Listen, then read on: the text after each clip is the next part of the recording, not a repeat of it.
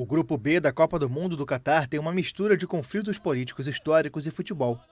Além do duelo britânico entre Inglaterra e País de Gales, a segunda rodada vai guardar a reedição do duelo entre Estados Unidos e Irã. Os dois países, que vivem em constante tensão há décadas, fizeram uma trégua simbólica quando se enfrentaram na Copa de 1998, na França, com uma foto dos atletas das duas seleções abraçados e misturados. Os embates diplomáticos não diminuíram desde então, mas a imagem entrou para a história do esporte.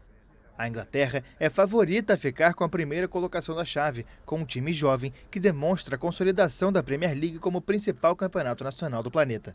Apesar disso, há uma desconfiança em relação à convocação do técnico Gareth Southgate, que tem o clássico problema inglês de goleiros pouco confiáveis e deixou importantes nomes de fora, como o zagueiro do Milan Fikayo Tomori e o atacante Jadon Sancho, do Manchester United. As esperanças dos campeões mundiais de 1966 estão nos pés de Harry Kane, do Tottenham, que está próximo de se tornar o maior artilheiro da história da seleção, e de jovens atacantes como Phil Foden, do Manchester City, e Bukayo Saka, do Arsenal, que tenta deixar para trás o pênalti perdido na final da Eurocopa que deu o título à Itália. O Irã, que disputa uma inédita terceira Copa do Mundo seguida, chega ao Catar com inúmeros problemas, tanto dentro quanto fora de campo. O técnico português Carlos Queiroz assumiu o comando da seleção depois do croata Dragan Škocić ser demitido por criticar o elenco, ser recontratado dias depois e ser novamente dispensado em uma sequência de eventos que deixou até os jogadores confusos. Fora de campo, o país passa por um movimento de protestos histórico, com manifestações de mulheres que questionam o rígido código de conduta e de vestimenta a ser seguido. Os atos começaram depois da morte da jovem Mahsa Amini, que foi detida pela polícia moral por supostamente não usar o véu obrigatório para as mulheres.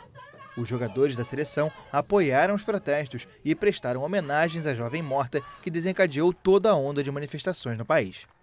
As esperanças do time em campo estão em jogadores que atuam na Europa, como o meia Alireza Jahanbakhsh, do Feyenoord da Holanda, e os atacantes Mehdi Taremi, do Porto de Portugal, e Sardar Azmoun, do Bayer Leverkusen da Alemanha, grande astro do time, mas que não disputa uma partida desde outubro.